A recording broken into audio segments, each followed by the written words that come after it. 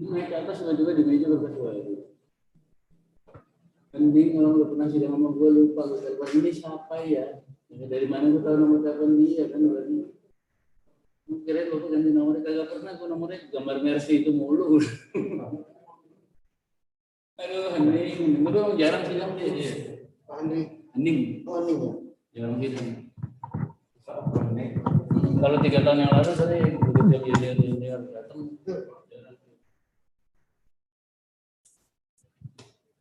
Kejadian ya. Masih Pak. Coba dilihat dulu. Jarang ada.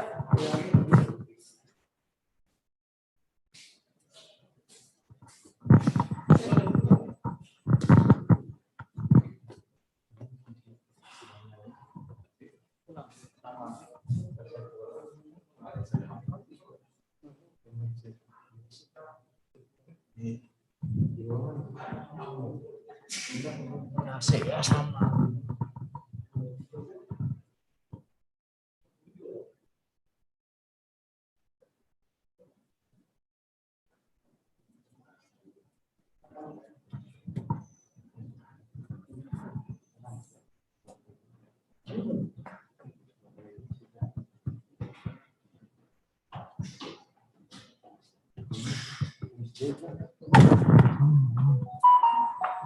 Hakimnya belum ada. Jadi mana? Yang HRS yang ini juga Kayaknya ada kelihatan deh saksi yang di sana mau jadi protokoler juga protokoler para hadirin dipersilakan untuk berdiri.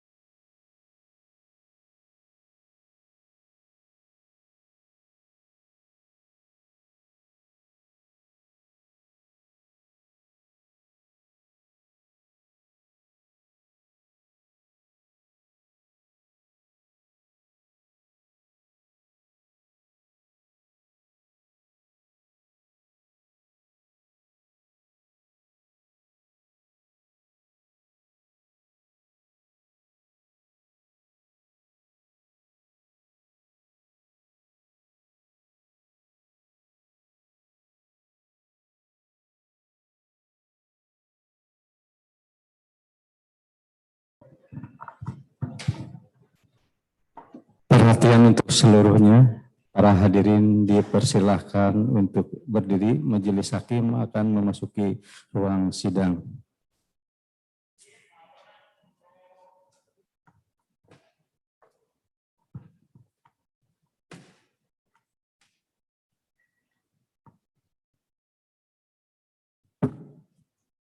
Silakan duduk kembali. Terima kasih atas perhatiannya.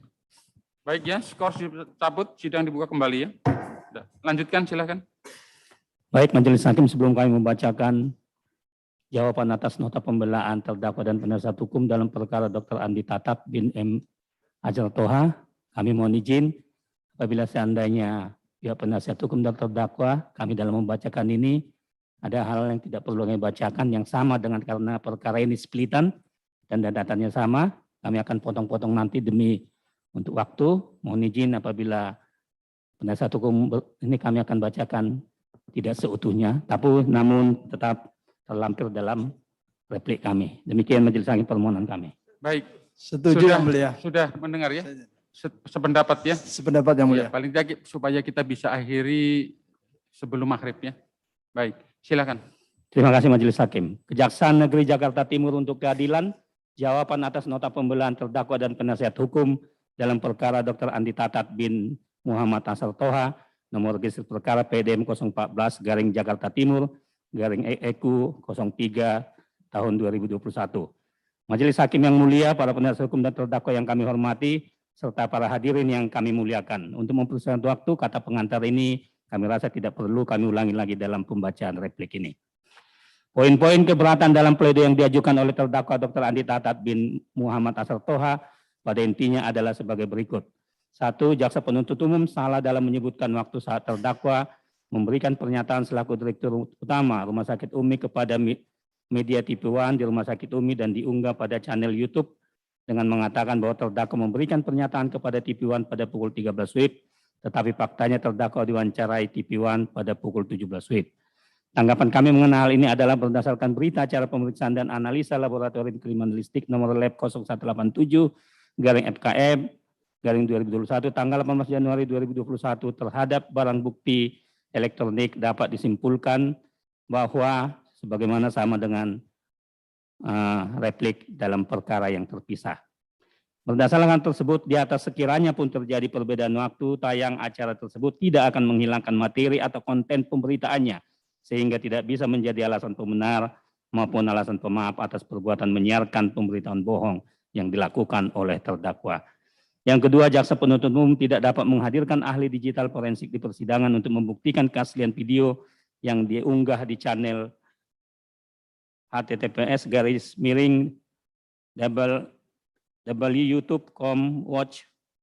Tanggapan kami mengenai hal ini adalah bahwa terhadap ahli digital forensik telah dilakukan pemanggilan secara patut sesuai dengan ketentuan Kitab Undang-Undang Hukum Acara Pidana kepada yang bersangkutan untuk hadir sebagai ahli di persidangan Pengadilan Jakarta Timur. Akan tetapi yang bersangkutan hadir, untuk itu adalah memperkuat kebenaran isi dari video sebagaimana di atas, jaksa penuntut umum telah mengajukan alat bukti surat berupa berita acara pemeriksaan dan analisa laboratorium kriminalistik nomor lab 0187 dan seterusnya yang dikeluarkan oleh laboratorium digital forensik Mabes Polri yang merupakan satu-satunya laboratorium digital forensik yang diberi kewenangan oleh pemerintah dan merupakan hasil penelitian resmi tanpa berubah dari sumber aslinya. Dalam arti pada frame-frame tersebut tidak ditemukan adanya penyisipan maupun pemotongan frame. Yang ketiga, bahwa terdakwa tidak berkata bohong dan tidak mempunyai niat untuk menimbulkan keonaran, tetapi semata-mata untuk mengkonfirmasi berita hoax yang berada selama ini, bahwa saksi Muhammad Rizik Syihab dalam keadaan kritis dan menggunakan ventilator. Tanggapan kami mengenai hal ini adalah bahwa dari poin keberatan pledoi itu justru terlihat motif terdakwa untuk membantu Muhammad Rizik Syihab melawan hoax, tetapi caranya tidak benar dengan membuat hoax juga. Keterangan terdakwa pada saat diwawancara di TV1 justru menimbulkan pro dan kontra serta keresahan dalam masyarakat. Bahwa alibi terdakwa tidak punya niat atau maksud untuk membuat keonaran tidak melepaskan pertanggungjawaban pidana terdakwa terhadap keonaran yang terjadi. Terdakwa seharusnya menyadari atau tidak-tidaknya patut menduga bahwa melawan hoax dengan hoax, apalagi mengenai orang yang ditokohkan dan mempunyai banyak masa pendukung seperti saksi Muhammad Rizik Syihab, tentu akan berpotensi menimbulkan pro kontra yang berujung terjadinya keonaran dalam masyarakat. Bahwa perbuatan terdakwa tersebut dalam teori hukum dikategorikan kesengajaan sebagai kemungkinan atau dolus eventualis. Yang keempat, bahwa semua unsur dalam pasal 14 ayat 1 Undang-Undang Nomor 1 Tahun 1946 tentang peraturan hukum pidana tidak terbukti, yaitu barang siapa dengan menyiarkan berita atau pemberitaan bohong dengan sengaja menerbitkan keonaran di kalangan rakyat. Tanggapan kami mengenai uraian pada angka 4 adalah sebagai berikut. Unsur barang siapa terdakwa dengan mendasarkan pendapat ahli HTN Repli Harun SHMH LLM Hukum Tata Negara dan Dr. Mujakir mengatakan pasal 14 ayat 1 dan pasal 15 Undang-Undang Nomor 1 Tahun 46 konteksnya adalah dalam Undang-Undang Penyiaran, jadi sudah tidak relevan lagi menggunakan pasal-pasal tersebut di atas dalam kondisi saat ini. Tanggapan kami terhadap hal tersebut adalah sungguh sangat disayangkan kedua ahli ini memberikan keterangan di persidangan tanpa dahulu melihat referensi beberapa putusan pengadilan yang telah mempunyai kekuatan hukum tetap atas pembuktian tindak pidana menyiarkan berita dan pemberitaan bohong yang menerbitkan keonaran PD pasal 14 ayat 1 dan pasal 15 Undang-Undang Nomor 1 Tahun 1946 tentang peraturan hukum pidana. Sehingga kami akan mencantumkan beberapa putusan yang masih menerapkan ketentuan pasal 14 ayat 1 dan 2 serta pasal 15 Undang-Undang Nomor 1 Tahun 1946 sebagaimana 9 putusan yang dibacakan dalam replik perkara yang lain. Unsur kebohongan bahwa pokoknya terdakwa mendasarkan keterangan dari ahli DCAT, Dr. Frans Assisi, SSM Hum, ahli bahasa Indonesia atau linguistik yang mengatakan jika seorang menyatakan sesuatu yang tidak benar dalam konteks berbicara tanpa ada niat, karena dalam situasi tidak tahu maka tidak bisa disebut bohong tetapi keliru. Tanggapan kami terhadap hal tersebut adalah faktanya terdakwa memberikan pernyataan di TV One pada tanggal 26 November 2020 yang diunggah pada channel YouTube dan juga di media Askar TV, kemudian pada channel YouTube yang isinya sama seperti dalam surat tuntutan kami.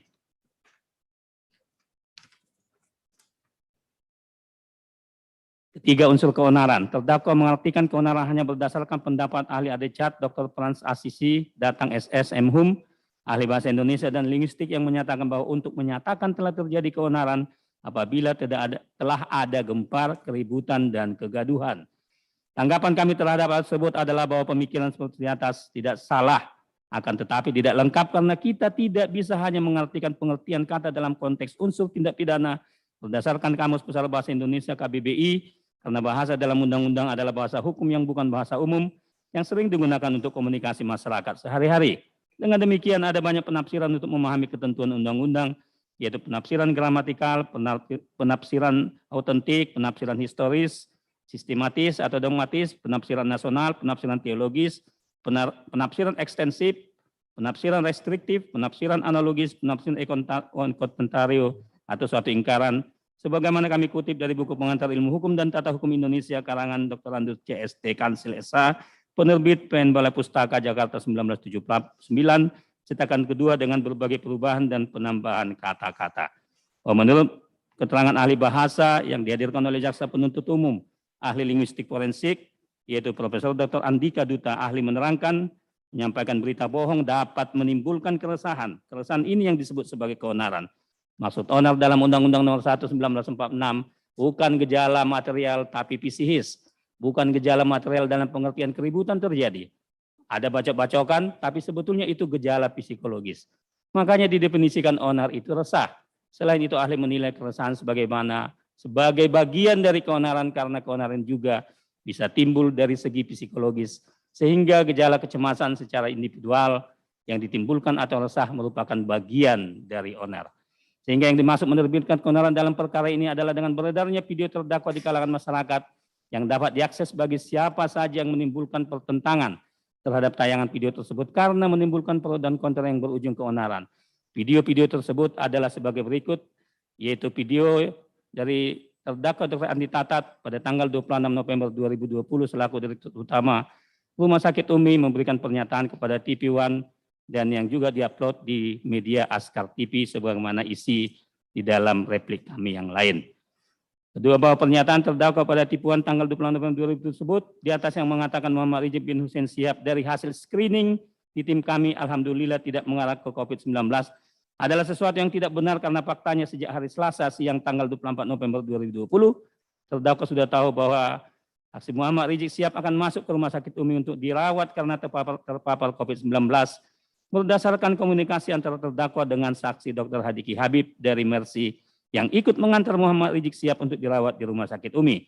Sejak tanggal 25 November 2020 sudah ada grup WA dengan nama grup Tim Haris dengan anggota grup diantaranya terdakwa Dr. Andi Tatat, saksi Najamuddin, saksi Dr. Nerina Maya Kartipa, saksi Dr. Hadika Habib, saksi Dr. Sarbini Abdul Murad selaku Presidium Mercy, dan saksi Dr. Tonggo Miati Francisca alias Dr. Mea, yang mana tujuan dibuatnya grup WA memberikan kemudahan dalam monitoring perkembangan kondisi kesehatan saksi Muhammad Rizik, sehingga dalam hal tersebut terdakwa Dr. Andi Tatat sudah tahu akan kondisi saksi Muhammad Rizik bin Hussein Syihab sebelum memberikan keterangan kepada TV One, sebagaimana tersebut di atas, bahwa berdasarkan keterangan dari Dr. Nerina Maya Kartipa selaku termasuk anggota grup WA Tim Haris selaku dokter penanggung jawab pasien Muhammad Rizik Syihab yang melakukan pemeriksaan terhadap saksi Muhammad Rizik Syihab pada tanggal 24 November 2020 dengan metode pemeriksaan amnesia atau wawancara dan pemeriksaan radiologi serta pemeriksaan penunjang lainnya seperti laboratorium, di mana hasil pemeriksaan tersebut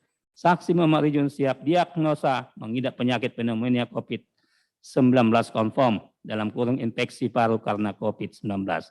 Selain video yang telah diunggah di channel YouTube Rumah Sakit di atas, juga ada video yang ditayangkan di kanal YouTube Kompas TV pada program Kompas Petang pada tanggal 27 November 2020 sekitar pukul 16 yang judulnya beredar video Rizik Syihab di Rumah Sakit Umi. Sebagaimana diucapkan oleh saksi Hanif Alatas dan isinya sama dengan yang ada dalam replik kami. Benar pada pukul 17.20 dan pukul 19.28 saksi Muhammad Hanif Alatas mengirimkan video dengan menggunakan WhatsApp yang ditujukan kepada saksi Zulfikar. Video tersebut adalah video yang diunggah oleh channel YouTube Rumah Sakit Umi Official pada tanggal 29 November 2020 dengan judul Testimoni IBHRS untuk pelayanan Rumah Sakit Umi. Dalam video tersebut, saksi Muhammad Rizik Syihab tampil dengan memberikan informasi serta keterangan sebagaimana isi video tersebut yang sudah tercantum dalam replik kami. Bahwa saksi Zulfikar selaku Kepala Media Rumah Sakit Umi menerangkan bahwa benar pada pukul 17.20 dan pukul 19.28 saksi menerima video dari saksi Muhammad Hanif Alatas melalui media WhatsApp. Kemudian video tersebut saksi unggah ke channel YouTube Rumah Sakit Umi Official. Bahwa benar video yang saksi Zulfikar terima adalah video yang diunggah oleh channel YouTube Rumah Sakit Umi Official pada tanggal 29 November 2020 dengan judul Testimoni IBHRS untuk pelayanan rumah sakit. Bahwa benar atas pemberitaan pada video tersebut pada tanggal 30 November 2020, Forum Masyarakat Pajajaran Bersatu melakukan aksi unjuk rasa tentang penolakan terhadap Muhammad Rizik Syihab yang kabur dari Rumah Sakit Umi dan tinggal sementara di Perumahan Mutiara Sentul, Kabupaten Bogor.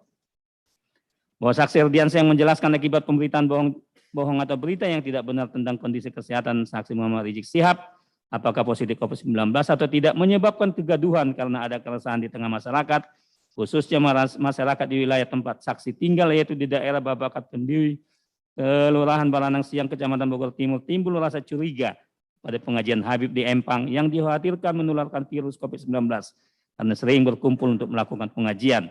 Bahkan masa saat itu mengusulkan agar pengajian dihentikan, namun tidak jadi karena ada larangan dari tokoh masyarakat.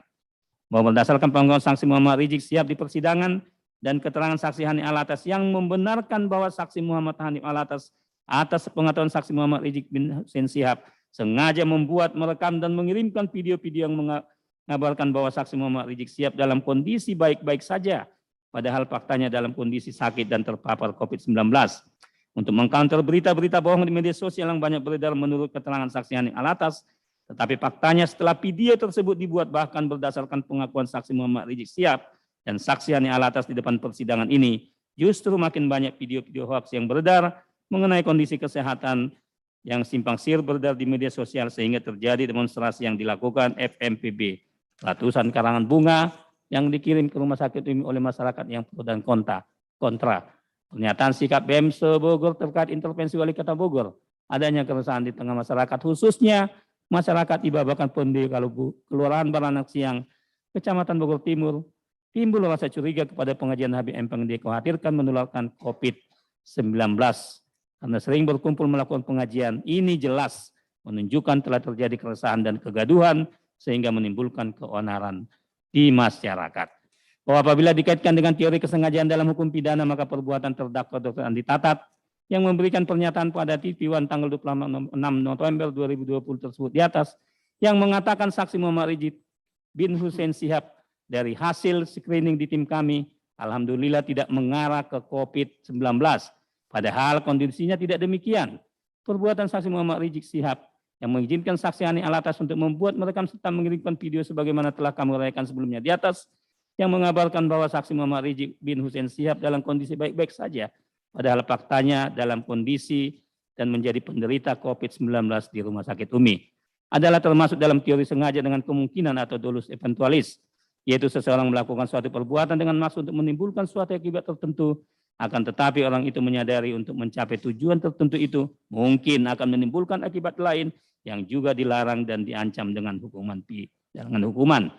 Jika dikaitkan dengan akibat video-video yang mengabarkan bahwa saksi Muhammad Rizik bin Hussein Shihab dalam kondisi baik-baik saja, padahal faktanya dalam kondisi sakit dan terpapar COVID-19, adalah terjadinya demonstrasi yang dilakukan FMPB, ratusan karangan bunga yang dikirim ke Rumah Sakit UMI oleh masyarakat yang pro dan kontra, pernyataan sikap BEM Bogor terkait intervensi Wali Kota Bogor, adanya keresahan di tengah masyarakat, khususnya masyarakat di Babakan Pende, Kelurahan Baranang Siang, Kecamatan Bogor Timur, timbul rasa curiga kepada pengajian Habib di Empang yang dikhawatirkan menularkan virus COVID-19 karena sering berkumpul melakukan pengajian. Ini jelas menunjukkan bahwa terjadi kecemasan sosial, keresahan dalam hati masyarakat, sehingga berdasarkan pendapat ahli sosiologi hukum, Dr. Trubus, seperti tersebut telah terjadi keonaran di kalangan rakyat.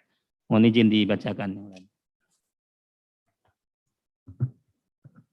Mohon izin Majelis Hakim melanjutkan.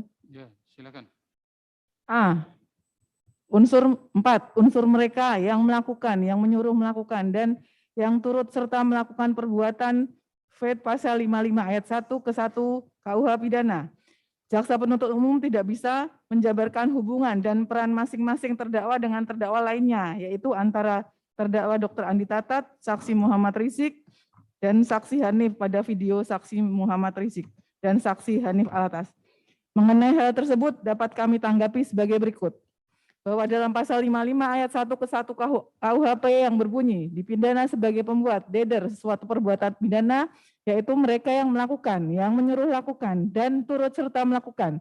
Dalam rumusan pasal tersebut terdapat 3 bentuk penyertaan dan naming, yaitu yang melakukan, plager, yang menyuruh lakukan, down plager, dan yang turut serta melakukan, mede plager. Bahwa menurut Mr. Dr. Utrecht, pelajaran umum turut serta ini justru dibuat untuk menuntut pertanggungjawaban mereka yang memungkinkan pembuat melakukan peristiwa pidana, biarpun perbuatan mereka itu sendiri tidak memuat semua anasir-anasir peristiwa pidana tersebut. Biarpun mereka bukan pembuat, yaitu perbuatan mereka tidak memuat semua anasir peristiwa pidana, masih juga mereka turut bertanggung jawab atau dapat dituntut pertanggungjawaban mereka atas dilakukannya peristiwa pidana itu. Karena tanpa turut sertanya mereka sudah tentu peristiwa pidana tersebut tidak pernah terjadi. Ini rasio pasal 55 KUH pidana. Mr. Utrecht, rangkaian Sari Kuliah Hukum Pidana Jilid 2 Universitas Padjadjaran Bandung 1962 halaman 9. Bahwa untuk menentukan ada tidaknya unsur yang melakukan, yang menyuruh melakukan, dan yang turut serta melakukan perbuatan tersebut, maka penuntut umum akan membuktikan fakta-fakta yang terungkap di depan persidangan yang pada pokoknya sebagai berikut. Bahwa benar pada hari Selasa tanggal 24 November 2020 saksi Dr. Sarbini Murad melakukan komunikasi dengan pihak RS UMI, kemudian saksi Dr. Hadiki Habib SPPD bersama saksi Dr. Tonggo Meti Francisca mendatangi Rumah Sakit UMI dan bertemu dengan dirutnya, yaitu terdakwa Dr. Andi Tatat, yang mana selanjutnya saksi Dr. Hadiki Habib SPD menanyakan informasi apakah Rumah Sakit UMI dapat merawat pasien penderita COVID-19 dan apakah ruangan, alat-alat, dan fasilitas pengobatan pasien penderita COVID-19 lengkap tersedia di Rumah Sakit UMI. Dan kemudian dijawab oleh terdakwa Dr. Andi Tatat bahwa Rumah Sakit UMI merupakan rumah sakit rujukan penderita COVID-19 yang mempunyai fasilitas memadai untuk merawat pasien penderita COVID-19. Bahwa benar pada hari Selasa tanggal 24 November 2020 pukul 21 WIB saksi Dr. Hadiki Habib, saksi Dr. Tonggo, dan Ita Muswita berangkat ke Rumah Sakit UMI mengantarkan saksi Moh Rizik bersama istrinya untuk dilakukan perawatan karena sudah dinyatakan reaktif COVID-19 berdasarkan hasil swab antigen yang dilakukan oleh saksi Dr. Hadiki Habib. Hingga akhirnya sekitar pukul 23 WIB, saksi Muhammad Rizik beserta istrinya tiba di Rumah Sakit UMI dengan didampingi saksi Hanif Alatas dan tim Mercy dan masuk ke Rumah Sakit UMI tanpa melalui IGD dan dirawat di kamar 502. Bahwa benar, pada saat saksi Muhammad Rizik masuk Rumah Sakit UMI tersebut, saksi Muhammad Rizik mengisi formulir persetujuan umum General Concern tertanggal 24 November 2020 dengan identitas pasien nomor rekam 022678, nama pasien Muhammad Rizik yang ditandatangani sendiri oleh terdakwa. Di dalamnya, formulir persetujuan umum General Concern tersebut pada angka 4 perihal persetujuan pelepasan informasi angka 2 dan angka 3 diberi tanda silang oleh saksi Muhammad Rizik yang tujuannya terdakwa meminta kepada rumah sakit untuk tidak memberitahukan keberadaannya di rumah sakit dan tidak mengizinkan informasi medis untuk dibuka kepada siapapun dan tidak mau dijenguk sama siapapun kecuali keluarganya. Bahwa benar, saksi Nerina selaku dokter penanggung jawab saksi Muhammad Rizik di Rumah Sakit UMI menerangkan bahwa saksi menerima laporan pasien dari Dr. Hadiki Habib yang menerangkan bahwa saksi Muhammad Rizik bin Husain Shihab dan istrinya positif COVID-19 telah dilakukan pemeriksaan oleh tim Mercy serta saksi melakukan pemeriksaan terhadap saksi Muhammad Rizik dengan metode pemeriksaan anamnesia, pemeriksaan secara wawancara dan pemeriksaan radiologi serta pemeriksaan penunjang laboratorium dari pemeriksaan tersebut. Saksi Muhammad Rizik didiagnosa mengidap penyakit pneumonia COVID-19 confirm atau infeksi paru karena COVID-19. Sebagaimana yang tercatat dalam rekam medis Rumah Sakit UMI atas nama Muhammad Rizik yang mana setiap pasien COVID-19 yang dirawat di rumah sakit rujukan COVID-19 merupakan penderita COVID-19. Walaupun belum ada hasil swab PCR-nya sehingga pasien yang reaktif COVID-19 yang confirm COVID-19 dikategorikan sebagai penderita COVID-19 serta pasien yang ditempatkan di ruangan khusus pasien COVID-19 adalah dikategorikan penderita COVID-19. Bahwa benar untuk menutupi keadaan kesehatan saksi Muhammad Rizik yang telah dirawat di Rumah Sakit UMI Kota Bogor sebagai penderita pneumonia COVID-19 sebagaimana tercatat dalam rekam medis tersebut di atas, maka baik saksi Muhammad Rizik bersama saksi Hanif Alatas serta terdakwa telah melakukan pemberitahuan bohong tidak sesuai dengan fakta atau data dan tidak sesuai dengan fakta atau data tentang kesehatan medis saksi Muhammad Rizik. Sehingga dengan menggunakan beberapa video untuk dipublikasikan sepengetahuan saksi Muhammad Rizik yang sudah kami sampaikan pada replik pada perkara terdahulu.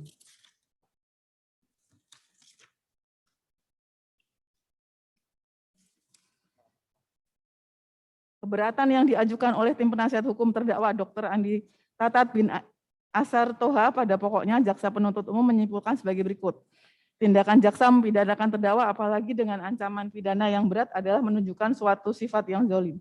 Bahwa tanggapan kami terhadap pernyataan tersebut adalah bahwa penanganan perkara ini dilakukan sesuai dengan criminal justice system atau dikenal juga dengan peradilan pidana, yaitu proses bekerjanya beberapa lembaga penegak hukum melalui suatu mekanisme yang meliputi kegiatan tahapan yang dimulai dari penyidikan, penuntutan, pemeriksaan di sidang pengadilan, dan pelaksanaan putusan hakim di lembaga pemasyarakatan.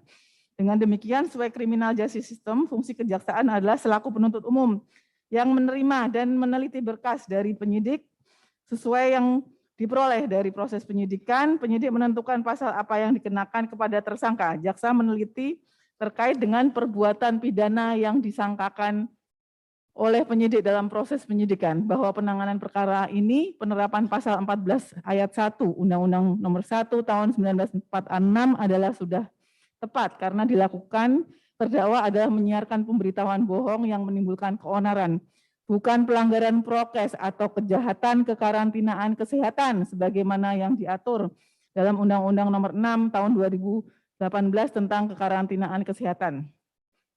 2. Jaksa penuntut umum terdakwa atas dasar fakta persidangan berupa keterangan saksi atau ahli.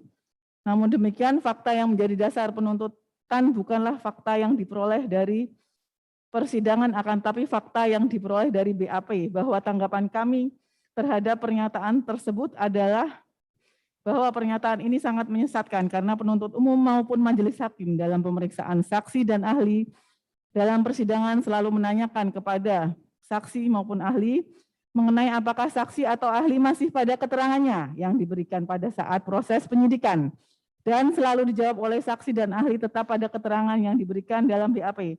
Dengan demikian, keterangan saksi dan ahli tersebut juga merupakan keterangan yang diucapkan dalam persidangan. Selain itu, waktu pemeriksaan saksi dan ahli tidak akan cukup jika semua pertanyaan yang ada dalam BAP ditanyakan kembali seluruhnya kepada saksi oleh penuntut umum, majelis hakim, penasihat hukum, dan terdakwa. Dan untuk mendukung pernyataan kami ini, maka dapat dilihat dari keterangan saksi dan ahli yang sudah kami sebutkan dalam surat tuntutan, antara lain saksi dari Dr. Bima Arya Sugiarto dan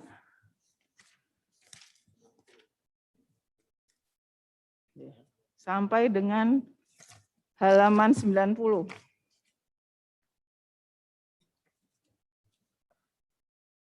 Bahwa jaksa penuntut umum telah menggelapkan fakta persidangan dalam tuntutan tidak memuat keterangan ahli adecat yang terdakwa hadirkan, yakni Refli Harun, SHMH LLM, ahli hukum tata negara, Dr. Muhammad Lutfi Hakim, SHMH, ahli hukum kesehatan, dan Dr. Fran Asisi Datang, SSM Hum, ahli bahasa Indonesia dan linguistik. Bahwa tanggapan kami terhadap pernyataan tersebut adalah bahwa yang dimaksud dengan ahli adecat adalah ahli yang diajukan oleh terdakwa atau penasihat hukumnya dalam rangka melakukan pembelaan atas dakwaan yang ditujukan pada dirinya. Dengan mengingat terminologi ahli adecat tadi, maka keberadaan mereka di persidangan adalah merupakan urusan atau kepentingan terdakwa dan penasihat hukumnya, karena fungsinya untuk kepentingan pembelaan, sedangkan penuntut umum mengajukan saksi acas dan ahli yang mendukung pembuktian dakwaan penuntut umum. Jadi, tuduhan bahwa penuntut umum telah menggelapkan fakta persidangan dengan tidak memasukkan keterangan ahli adecat merupakan tuduhan yang mengada-ngada, karena urusan pembelaan terdakwa adalah urusan terdakwa dan penasihat hukumnya. Jangan memaksa penuntut umum untuk menerima ahli adecat yang fungsinya membantu untuk membebaskan atau meringankan terdakwa dari tuntutan jaksa penuntut umum. Lebih-lebih lagi, saksi yang dihadirkan tersebut tidak objektif dalam memberikan pendapatnya. Sebagai contoh, ahli adecat Dr. Refli Harun dan Dr. Muzakir yang mengatakan Undang-Undang Nomor 1 Tahun 1946 konteksnya dalam Undang-Undang Penyiaran. Tapi mereka tidak mau mengatakan secara tegas bahwa Undang-Undang Nomor 1 Tahun 1946 sudah tidak berlaku lagi dengan adanya Undang-Undang Nomor 32 Tahun 2002 tentang penyiaran. Kami menilai kedua ahli adecat kurang mengikuti perkembangan dunia peradilan yang masih memeriksa dan memutus perbuatan pidana yang melanggar Undang-Undang Nomor 1 Tahun 1946 tentang peraturan hukum pidana. Untuk menambah pengetahuan kedua ahli adecat tersebut, maka dengan senang hati kami akan memberikan referensi 9 perkara yang diputus dengan menggunakan Undang-Undang Nomor 1 Tahun 1946 tentang peraturan hukum pidana sebagaimana yang sudah kami sebutkan dalam replik sebelumnya. Izin dilanjutkan rekan kami, majelis hakim. Silakan. 4. Fakta bahwa dalam dakwaan kombinasi yang keliru dengan mengatakan bahwa dakwaan kombinasi atau gabungan hanya berupa dakwaan kumulatif dan subsidiar. Bahwa tanggapan kami terhadap pernyataan tersebut adalah apa yang dikatakan penasihat hukum tidak salah, namun kurang lengkap karena dakwaan kombinasi bisa juga berbentuk alternatif dan subsidiaritas. Dan mengenai pemilihan bentuk surat dakwaan merupakan dominus litis atau yurisdiksi kewenangan dari penuntut umum demi keberhasilan proses pembuktian di persidangan, sehingga tidak pada tempatnya untuk dikomentari oleh penasihat hukum. Dan menurut kami hal ini lebih tepat jika disampaikan dalam eksepsi dari penasihat hukum pada saat awal persidangan, bukan pada saat pledoi ini. 5. Adanya penggunaan kalimat-kalimat yang mulia dalam Islam antara lain, Alhamdulillah, Assalamualaikum, wa syukurillah wa nikmatillah, insyaallah, subhanallah. Dalam pemenuhan unsur-unsur barang siapa dengan menyiarkan berita atau pemberitahuan bohong. Unsur dengan sengaja menerbitkan keonaran di kalangan masyarakat, serta unsur mereka yang melakukan, yang menyuruh melakukan, dan yang turut serta melakukan perbuatan.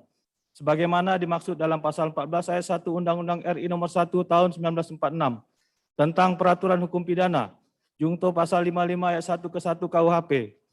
Bahwa tanggapan kami terhadap pernyataan tersebut adalah, pernyataan ini adalah pernyataan yang menyesatkan, karena semua kalimat tersebut adalah kutipan video dari terdakwa, video dari saksi Hanif Alatas, video dari saksi Muhammad Rizik Syihab, dan juga dari barang bukti surat pernyataan saksi Muhammad Rizik Syihab, yang kami ketik dalam bentuk transkrip tanpa menambahkan satu kata pun, atau tidak ada proses editing. Justru orang yang menggunakan kalimat-kalimat mulia tersebut dan merangkaikannya dengan kata-kata bohong yang patut disalahkan oleh terdakwa. Yang patut disalahkan adalah terdakwa, saksi Muhammad Rizik, dan saksi M. Hanif Alatas. 6. Bahwa perkara ini seharusnya tidak layak disidangkan. Sehubungan telah dimintakan untuk dihentikan sejak penyelidikan, dan bahkan juga sudah dimohonkan kepada Jaksa Agung Republik Indonesia untuk mengesampingkan perkara demi kepentingan umum yang lebih luas atau deponering. Bahwa tanggapan kami terhadap pernyataan tersebut adalah, kami justru berpendapat sebaliknya. Dengan tidak dikabulkannya permintaan deponering, artinya perkara ini layak untuk disidangkan, karena terpenuhinya unsur-unsur kualifikasi perbuatan pidana yang disangkakan oleh penyidik dan didakwakan oleh penuntut umum, dan tidak ada satupun kepentingan umum yang membuat perkara ini harus dideponering. 7. Bahwa semua unsur dalam pasal 14 ayat 1 Undang-Undang nomor 1 tahun 1946 tentang peraturan hukum pidana tidak terbukti, yaitu unsur barang siapa. Dengan menyiarkan berita atau pemberitahuan bohong dengan sengaja menerbitkan keonaran di kalangan rakyat. Bahwa tanggapan kami terhadap pernyataan tersebut adalah, bahwa unsur barang siapa merujuk pada siapa saja dan seterusnya. Pendapat penasihat hukum bahwa dalam praktik peradilan di Indonesia terkait dengan unsur subjek terdapat dua pendapat, yaitu pertama yang menyatakan bahwa pemenuhan unsur subjek hanya cukup dengan menyatakan bahwa identitas terdakwa yang diperiksa sama dengan apa yang tertera dalam surat dakwaan. Pendapat kedua yang mengatakan bahwa pemenuhan unsur subjek tidak hanya cukup dengan menyatakan bahwa identitas terdakwa yang diperiksa sama dengan apa yang tertera dalam surat dakwaan, tetapi juga harus membuktikan pula apakah pertanggungjawaban pidana dapat dibebankan kepada terdakwa atau tidak. Bahwa penasihat hukum terdakwa lebih memilih pada pendapat yang kedua, yang menyatakan pemenuhan unsur subjek dalam perkara ini terpenuhi atau tidak. Kami menghargai sikap penasihat hukum untuk memilih pendapat yang kedua, dan penasihat hukum pun harus menghargai sikap penuntut umum yang memilih pendapat pertama, yang mengatakan pemenuhan unsur subjek barang siapa hanya cukup dengan menyatakan bahwa identitas terdakwa yang diperiksa sama dengan apa yang tertera dalam surat dakwaan. Unsur dengan menyiarkan berita atau pemberitahuan bohong. Bahwa menurut penasihat hukum, argumentasi jaksa penuntut umum dari halaman 143 hingga 156 tidak dapat membuktikan unsur pemberitahuan bohong dengan alasan sebagai berikut. Perbuatan menyiarkan berita bohong merupakan pelanggaran atas pasal 36 ayat 5 huruf A Undang-Undang 32 tahun 2002 tentang penyiaran. Bahwa tanggapan kami terhadap pernyataan tersebut adalah, penasihat hukum berargumentasi seolah-olah apa yang disampaikan oleh terdakwa, saksi Muhammad Rizik, saksi Hanif, dan saksi Hanif adalah produk jurnalistik, sehingga perbuatan mereka bertiga masuk dalam ketentuan Undang-Undang Penyiaran. Bahwa berdasarkan keterangan ahli hukum, ahli bahasa linguistik forensik, Dr. Andika Duta Bahari menyatakan bahwa pernyataan Dr. Andi Tatat yang tergolong sebagai pemberitahuan karena karakteristik informasi yang disampaikan oleh terdakwa Dr. Andi Tatat adalah statement atau pernyataan yang tidak mengandung unsur detail sebuah berita, yaitu unsur what, how, where, when, atau kapan, why, di mana, dan how, bagaimana. Selain itu, terdakwa Dr. Andi Tatat sebagai penutur bukan berprofesi sebagai seorang jurnalis yang sedang membuat produk jurnalistik berupa berita, sehingga pernyataan terdakwa Dr. Andi Tatat tidak dapat dikategorikan sebagai sebuah produk jurnalistik.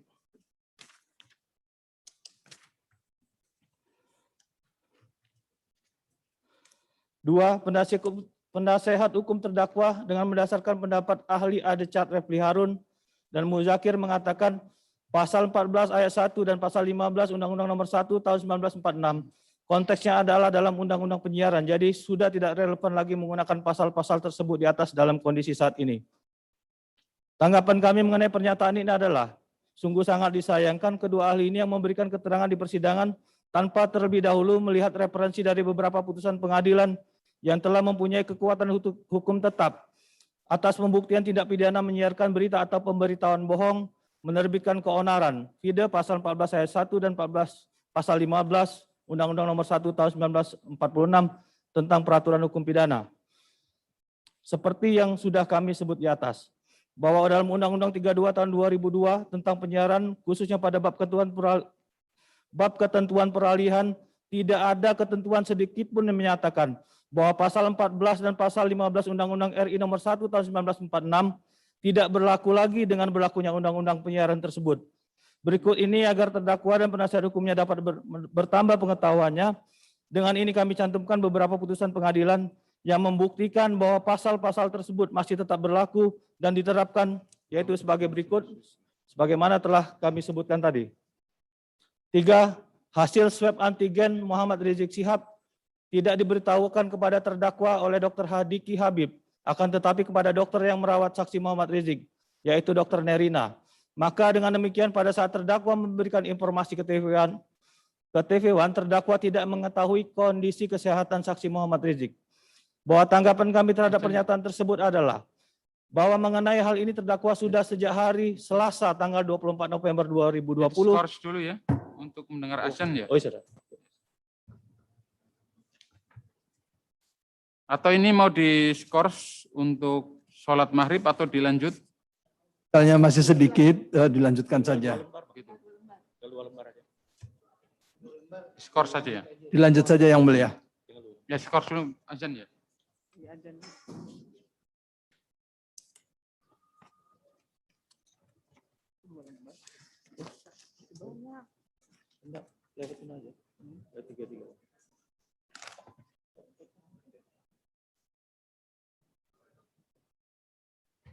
Ganti Mas Hafiz saja, ganti. Serahnya.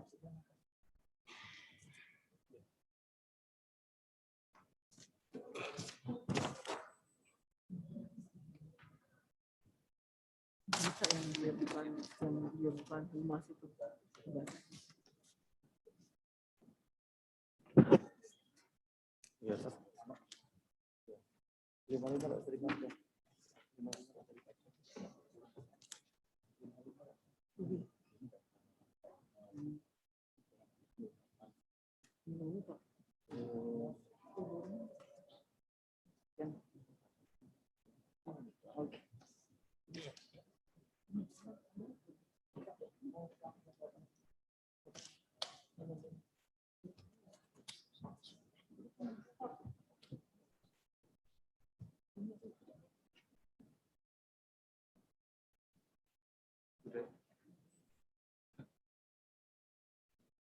Skors dicabut, sidang dibuka kembali. Silakan dilanjutkan. Ya. Bahwa tanggapan kami terhadap pernyataan tersebut adalah mengenai hal ini terdakwa sudah sejak hari Selasa tanggal 24 November 2020 sekitar siang menjelang sore sudah melakukan komunikasi dengan Dr. Hadiki Habib yang menanyakan apakah RS Umi bisa merawat pasien yang terpapar atau terjangkit COVID-19 serta menanyakan adakah kamar kosong dan apakah obat-obatan yang ada di RS Umi menunjang dalam perawatan pasien COVID-19. Setelah saksi Hadiki Habib mendapatkan informasi, lalu saksi menelpon Sarbini Abdul Murad selaku Presidium Mercy dan melaporkan kepada RS Umi bisa menerima dan merawat saksi Muhammad Rizik serta kamar tersedia di RS Umi tersebut. Bahwa yang selanjutnya 4, bahwa yang menginput laporan pasien COVID-19 ke website Dinas Kesehatan adalah pihak manajemen bukan terdakwa selaku Direktur Utama RS Umi Kota Bogor.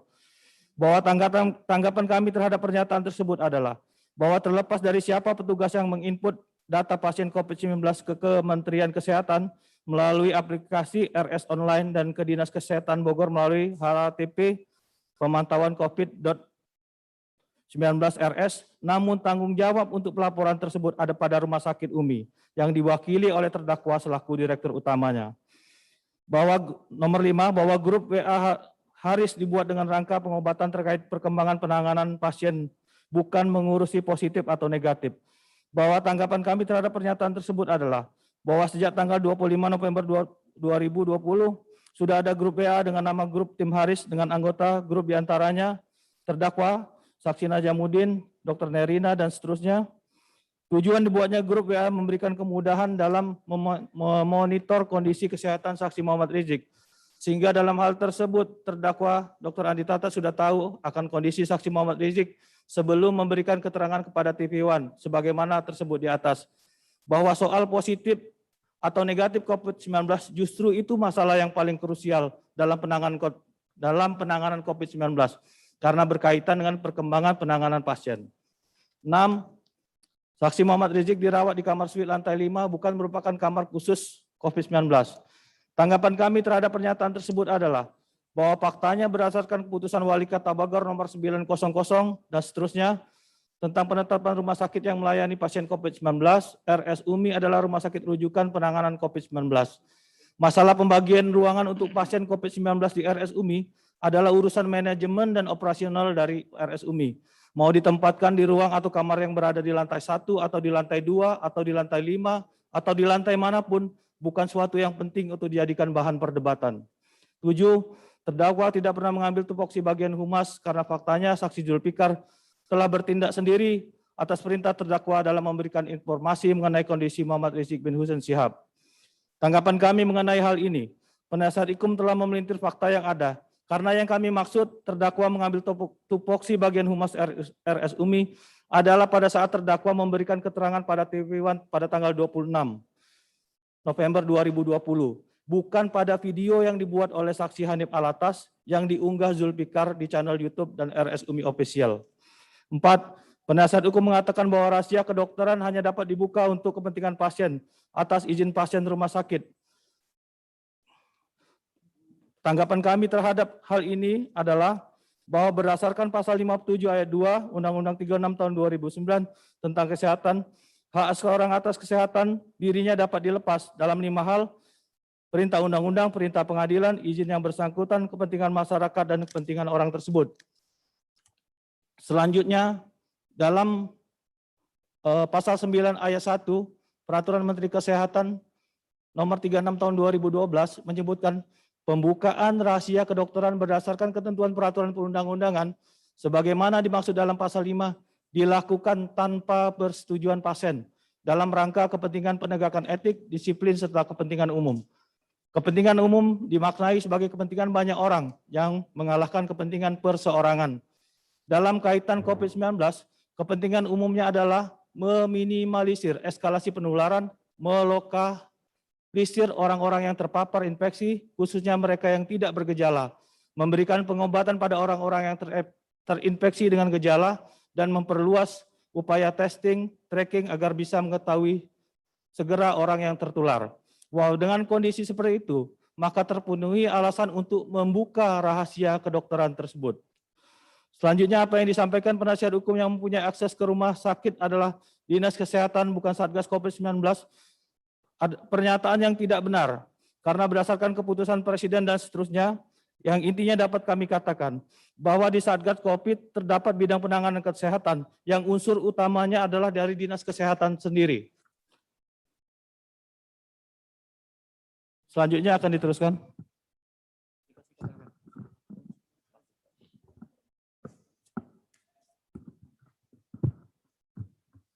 Penasihat hukum menyatakan bahwa statement di TV One pada tanggal 26 November 26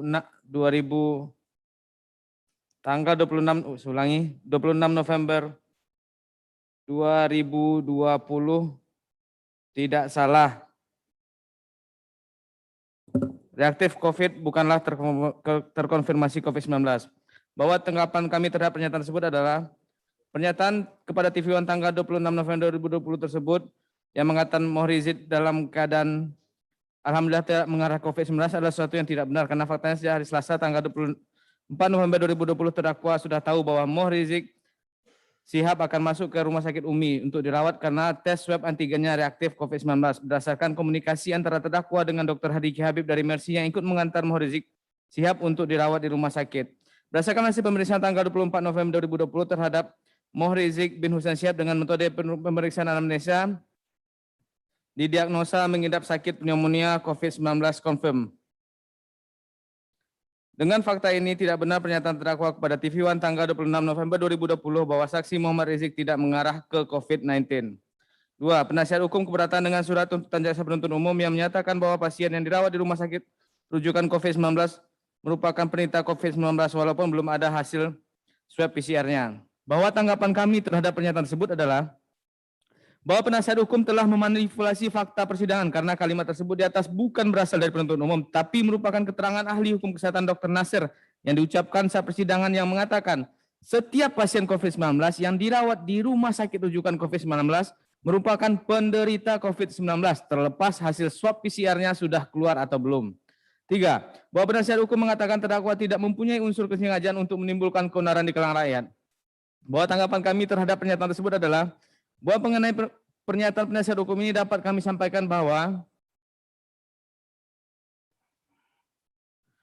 seperti telah kami uraikan pada replik sebelumnya, Majelis Hakim. Nomor 4, penasihat hukum mengatakan demonstrasi-demonstrasi yang terjadi dilakukan oleh BEM Sogong Bogor bukan karena pernyataan terdakwa saat diwawancarai oleh TV One. Ini juga sama dengan replik sebelumnya. Berdasarkan uraian tersebut di atas, maka kami selaku penuntut umum dalam perkara ini berkesimpulan dan berpendapat bahwa tuntutan yang kami ajukan kepada terdakwa sudah tepat. Oleh karena itu, kami mohon kepada majelis hakim yang memeriksa dan mengadili perkara ini untuk 1. Menolak seluruh pledoi terdakwa Dr. Andi Tatat dan penasihat hukumnya. 2. Menerima semua amar yang telah kami lakukan dalam surat tuntutan yang telah kami bacakan tanggal 3 Juni 2021. Demikianlah replik ini kami bacakan terhadap pledoi terdakwa dan penasihat hukumnya. Semoga menjadi bahan pertimbangan bagi majelis hakim yang memeriksa dan mengadili perkara ini sehingga dapat memenuhi rasa keadilan masyarakat. Jakarta, 14 Juni 2021, Jaksa Penuntut Umum Sanan Tanjung.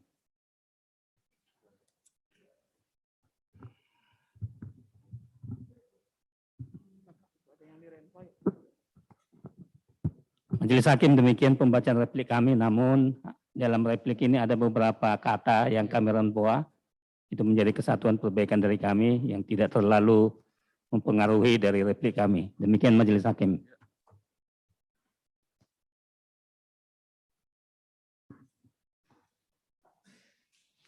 Baik ya, jadi penuntut umum sudah membacakan repliknya, terakhir sudah barang tentu duplik ya. Untuk duplik kita jadwalkan sesuai dengan kode kalender yang telah kita sepakati, yaitu hari Kamis tanggal 17 Juni ya. Baik ya. Nanti tolong disampaikan kepada terdakwa Rizik dan Hanif ya, sidang selesai dan ditutup ya.